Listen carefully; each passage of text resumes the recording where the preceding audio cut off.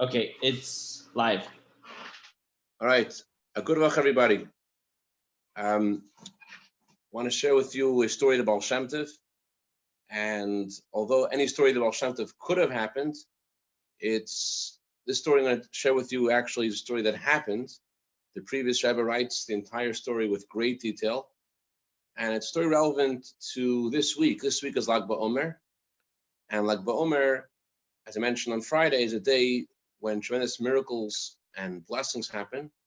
And especially it's a time for blessings for children. But not only is it a blessing for biological children, if God forbid someone hasn't been blessed with biological children, and every Lag BaOmer that comes may remind them of, that they weren't among those lucky people who have actual biological children.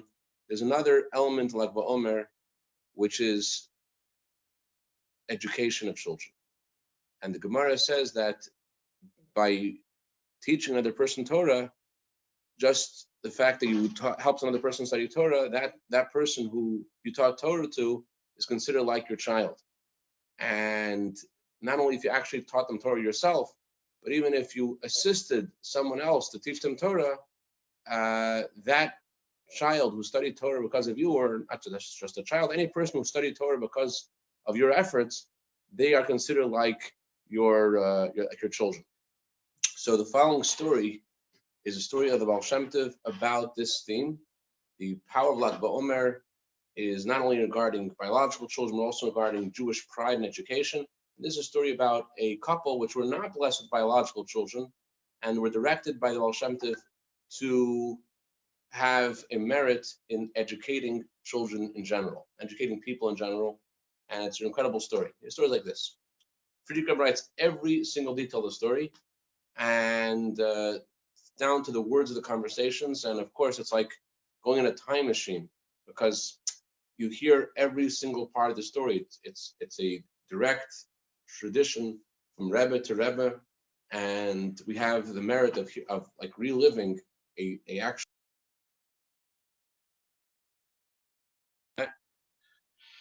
I don't know how to work. Okay, 1 second. Maybe I should put us on airplane mode for a second. Hopefully, and I'll put on Wi-Fi, and then I won't get disturbed by full calls. So let me do that in a second. Airplane.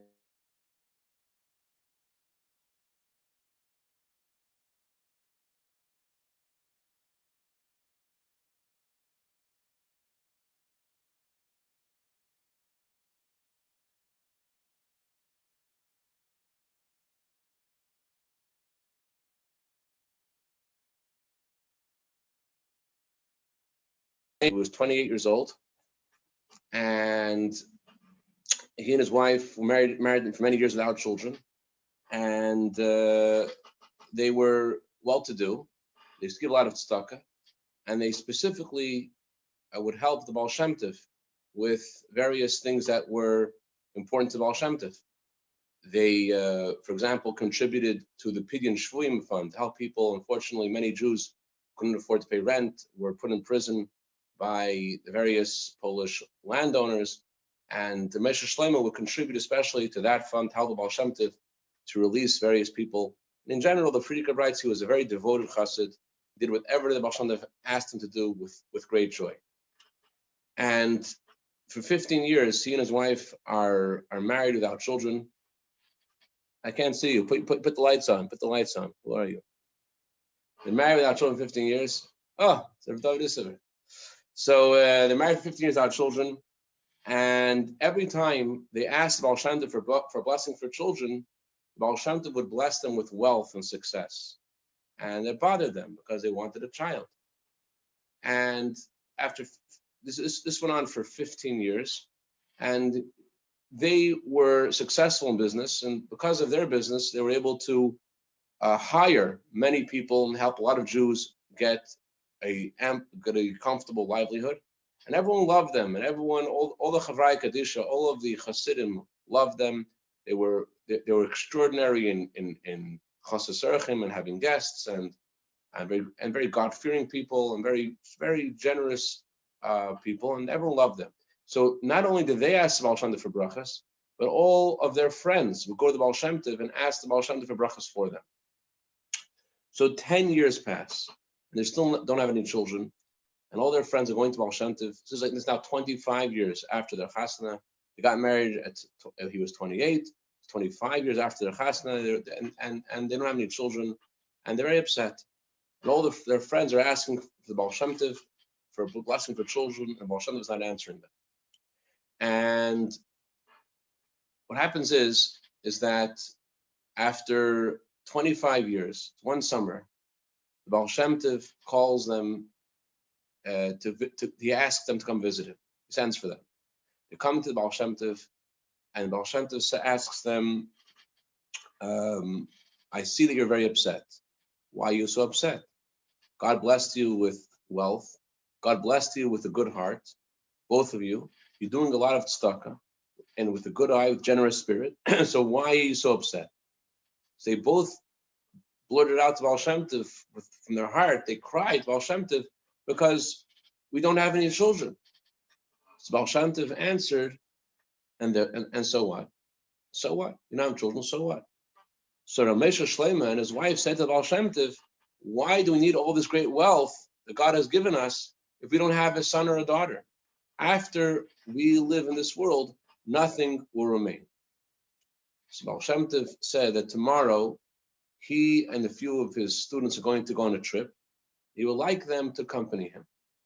So next morning, the Baal Shem Tov chose 10 of his chassidim to join him on a trip. And Rabbi Moshe Levin, he was wealthy, and he took fine wagons to bring the Baal Shem Tov and his students on this trip. The Baal Shem Tov went in a wagon by himself in the front, and Moshe Levin and other chassidim went in different wagons, and a whole entourage of wagons went together, led by the Baal Shem Tov's wagon in the front. They traveled, and they would stop off at various places. And each place they stopped, Moshe Levin would give tzedakah to the various institutions wherever they stopped and help individuals. And they're traveling for 6 days. They stopped off for Shabbos somewhere. On the 6th day of their journey, they arrive at a certain town near Brody. The Free doesn't say the name of the town. A certain town near Brody. And they stop the wagon. The Baal Shem Tov stops his wagon in front of a certain house, and all of the Chavrei Kadisha, his wagon in the front, and he goes out of the wagon, and they all go into this house, and the Baal Shem Tov had his own room, and all the Chavrei Kadisha, everyone else was in another room, and they rested from the journey a little bit. And after resting from the journey, the Baal Shem Tov said that they're going to go to the city, go out into the city. They leave the house, they go into the street, and they're accompanied with Rabbi Moshe Levin and his wife and these 10 students of the Baal Shem Tov. They're walking together, and they see a group of children playing in the sand. So Baal Shem Tov walks over to this group of children, and he asks one of the children, one of the boys, group of boys, he says to one of the boys, "What's your name?" The boy says, "My name is Baruch Mesha." So Baal Shem Tov asks a second boy, "What's your name?" He says, Baruch Mesha. He asks a third child, "What's your name?" Baruch Mesha. A fourth child, "What's your name?" Baruch Mesha. He asks a fifth child, "What's your name?" My name is Moshe Mordechai. He asks a sixth child, "What's your name?" My name is Baruch Eliyahu. So the Baal Shem Tov is about to leave this group of children, and a little girl hears a conversation, and she says, "And my name is Bracha Leah." And all the students of Baal Shem Tov are wondering about this. All the kids have the same name. Rabbi Moshe Levin and his wife are also surprised what's going on, but no one had the temerity to go to ask Baal Shem Tov what's going on, and they continue on. A faint smile comes on the lips of the Baal Shem Tov, and his holy face is shining. Baal Shem Tov continues walking, and they're all following Baal Shem Tov. And as they're walking, they meet a little girl, and Baal Shem Tov asked her what her name was, and she says, "My name is Bracha Leah." In one of the streets, they see a group of girls playing, and the Baal Shem Tov walks over to the. By the way, if you can't hear me, if the audio isn't good, please let me know. I'm using the Wi-Fi, and not always does that work. You hear me? Okay. Yeah. So a group of little girls playing, and the Baal Shem Tov goes over to one little girl and says to her, in the group of girls playing, what's your name? She says, Baruch Aleah. And a second girl, what's your name? Baruch Aleah. A third girl, Baruch Aleah. Fourth, fifth, and sixth girl, each the name Baruch Aleah. And Baal Shemtov continues on, followed by his students, followed by Rabbi Moshe Levin and his wife, and they meet another child in the street. What's your name? He said, my name is Baruch Mesha. And they meet another girl in the street. What's your name? Bracha Miriam. And as they're walking, they hear children studying together in a cheder, in a little, in the shtetl, they used to have these little schools.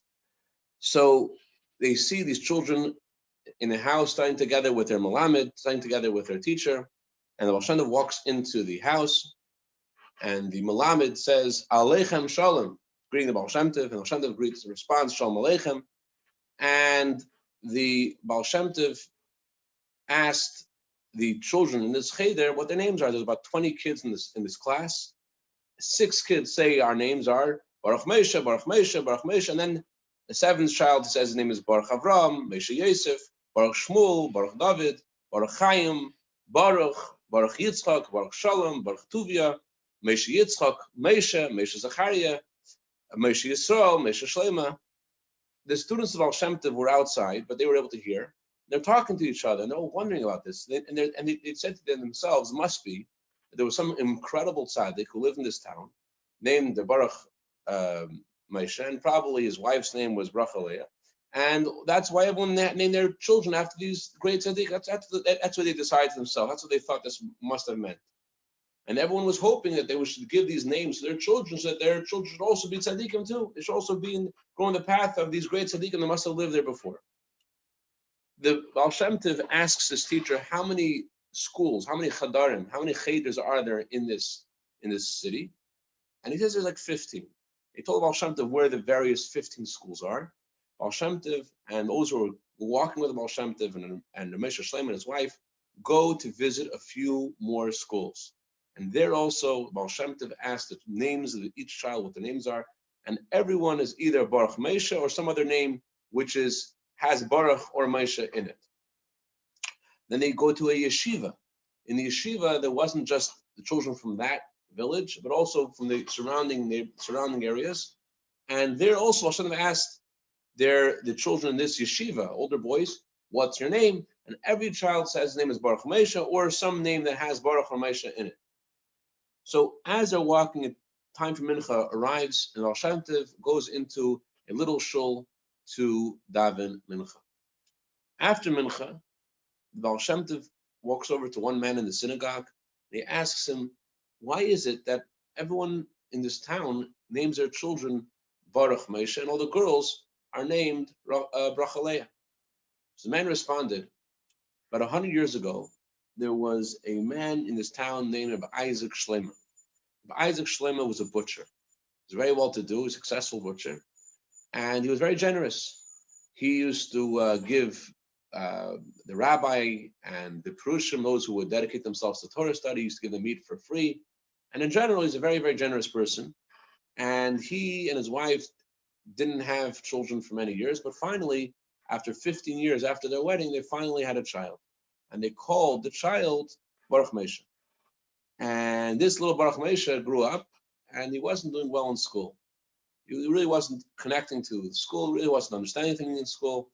And his father, Rabbi Isaac Shleim, decided to take Baruch Mesha and to apprentice him, to bring him into the business. And he brought his son into the business. And he raised his son in this business. And Baruch Hashem, he was successful in the business with his father. And eventually, Rabbi Isaac Shleima left the reins of the business to his son.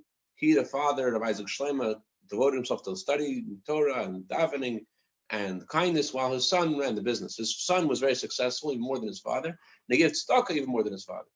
And they were alone. Baruch Moshe and his wife were alone because they never had any children. So after Baruch Moshe's father passed away, Baruch Moshe and he and his wife don't have any children, and he wants to at least do something in his father's memory. He wants to learn Mishnayos. His father was a wise man, so he hires someone to teach him a Mishnah, to teach him Mishnayos. and this guy is trying to teach him a Mishnah, but he cannot understand even one Mishnah. Even one Mishnah doesn't go into his mind, and he's thinking, this is so terrible. I can't name a child after my father. And I can't even study Torah in his merit because I can't study Torah. And he is in this synagogue, and he is just upset, and he's crying, so upset that he cannot participate in the Torah study of with everyone else. And he can't participate in can't name a child after his father. He's very upset. So he's sitting there in the synagogue, and as he's sitting there, there is a class by a man named Rabbi Yitzchak. Rabbi Yitzchak was a school teacher, and he was giving a class in the synagogue to Mincha Ma'ariv, and he was teaching these stories of the Talmud. He couldn't follow the stories of the Talmud that well either, but he heard one line. The one line of the Talmud was, it says in the Talmud, anyone who teaches someone else Torah, God considers it as if you gave birth to that person. If you teach someone Torah, God considers it as if that person is your child. So when he heard that, he started to cry even more. And after Ma'ariv, his friend Shlomo Yitzchak was also a school teacher, and Shlomo Yitzchak says to him, they started walking home together, and Shlomo Yitzchak could see that Rabbi Moshe is very upset. He's wondering why he's so upset, and all of a sudden, Rabbi Moshe just gives a very deep sigh. And his friend says to him, why are you sighing? What happened? So he says, Rabbi Moshe says, what do you mean, why am I sighing? I want to name a child after my father, I can't. I want to study Torah, my father's married, I can't. And I just learned now in the synagogue that if they could teach someone Torah, it's like having a child. I can't even teach anybody Torah. What am I supposed to do?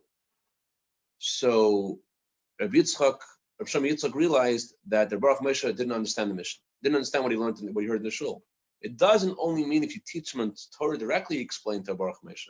If you help another person study Torah, if you are able to facilitate another person studying Torah, that's just like you gave birth to them as well. Not only if you directly teach them, but also if you help someone else learn Torah. By the way, this reminds me a lot of Mel Landau. Mel Landau built the yeshiva in Florida, and I think, if I remember correctly, he was very so wealthy at one point. Then he lost his wealth, and he came by the Rebbe. The Rebbe said to him that every child in that school grows up knowing they're in Mel Landau's yeshiva. Anyways, so he comes home, Baruch Moshe comes home, and he meets his wife, and he tells his wife very excitedly how the Holy Gemara says that if you teach someone Torah, it's like you give birth to them. And his wife is so excited. That's great. Wow, we could have children. And they hire a malamed to teach children Torah. Anyone who wasn't presently, a lot of, only the wealthy families could hire their own malamed for their children. And many children, the Friedrich doesn't mention this in the story, but just in history, in shtetl, not everyone was able to go to a cheder. It wasn't always so possible. So he hired a malamed to teach children Torah. And his wife and him are very, very happy about this. Years pass. Baruch Moshe becomes even more wealthy. He started getting involved in cattle, started buying and selling cattle, and he started giving more and more tzedakah, becoming more and more successful. And Baruch Moshe and his wife, despite the fact that they were so wealthy, they still lived in the same small little house that they lived in when they got married, and they continued to give tzedakah and do kindness with their wealth and to hire people to teach children Torah. When they turned about 60 years old, they had hired 30 teachers to teach people in that city and all the surrounding cities. They hired malamdim, they hired people, 30 people, teaching in various chadarim in the entire region. So one day, Bracha Leah tells her husband the following. She says, it's fine, the Gemara says it's like you have a child, I believe that, but a parent has a merit that when the parent passes away, they're remembered. The child names their children after their parent, and we're not going to have that. We don't have any children. So Baruch Moshe, the Friedrich says this. He says he never ever got upset at his wife. This is the first time he got upset at his wife, and he got upset and he said that, how could you say this, Bracha Leah? If the Holy Gemara says that if you teach them in Torah, it's considered as if you gave birth to them, that means that all of the merits that parents have by having children, the exact same merits you have if you facilitate someone else learning Torah. And the Friedrich said that most of the people living in this village were all students of various schools that Rabbi Moshe and his wife had started. And the man telling the stories of Shemtov said that even the rabbi of the city and all the teachers are also studied in the schools that Baruch Moshe made. So the man tells to Baal Shem Tov that 15 years have passed since Baruch Moshe and his wife have passed away. They gave their wealth over to the rabbi, and to 4 other chachamim, and they wanted their wealth to be divided in 4 parts. 1 part to be devoted to help their relatives, 1 part to help poor people, 1 part to support the school teachers, and 1 part for loans. So all those people, Friedrich Rebbe says, who studied in the schools of Rabbi Baruch Moshe and his wife Baruch Aleah, they called their children Baruch Moshe, they call their daughters Baruch Aleah, and those who are already older, they ask their children to call their grandchildren Baruch Moshe or Baruch Aleah. And every year, on the day of the passing of Baruch Moshe and his wife Baruch Aleah, all the children, the rabbi is the chazan, and all the people visit the cemetery on their yard site. And just like children have the obligation to their parents, so to all the children who grew up and learned in their schools, they go to visit the gravesite of Baruch Moshe and Baruch Aleah. Anyways, after Ma'ariv is over, the Baal Shem Tov, this whole story is this man telling the Baal Shem Tov the story. Then they go back to where they were staying. They daven Ma'ariv. After Ma'ariv is over, the Moshe Shleimah and his wife and the 10 students of Baal Shem Tov, they go back to where they're staying. And Baal Shem Tov turns to Moshe Shleimah and his wife and says to them, there's a pasuk in the Torah. It says, I will give you in my house and in my wall Yad Vashem, a name better than sons and daughters. Said the Baal Shem Tov. The word I will give you in my house, what does house mean? House, it means the Torah, which is called the house of God. And my wall is referring to the Jewish people, because Jewish people are called the fortified wall that protects the holiness of God's name. So Hashem says, I will give you in my name, in my house, meaning in my Torah, and in my wall, meaning among the Jewish people. I will give you a name, which is better than sons and daughters. It's a pasuk we say in the Haftorah on fast days. So I'll give you in my house and in my wall a name better than sons and daughters, a name that will never be erased. So Moshe Shleimah and his wife rejoiced listening to this, and they continued to do acts of goodness and kindness. And they hired school teachers to teach with children Torah, and they lived long lives with wealth and glory. And many people in the town, after their passing, called their children Moshe Shleimah, and they called their daughters Rivka, as an eternal memory for Moshe Shleimah and Rivka. And that's the story I wanted to share. And it's like Beimer is coming, the time of tremendous bracha for Jewish people, time to do really amazing things and bring bracha down. So be a part of it. Rejoice in the joy of Shimon, and let's celebrate Yerushalayim with Mashiach. That's what I wanted to share. Any questions, criticisms, any comments? Go ahead. If you're alive, say your name. Say anything. Come on. I feel like I'm talking to the wall. Shvuah Tov. Thank you. Good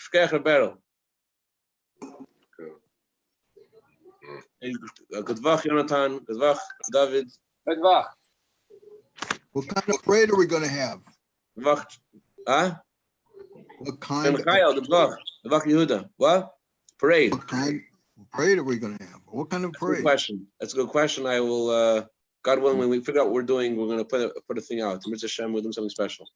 But thank you for making it happen. Mitzvah Hashem. Good to see your face. Good vach. We could put posters on cars and drive around.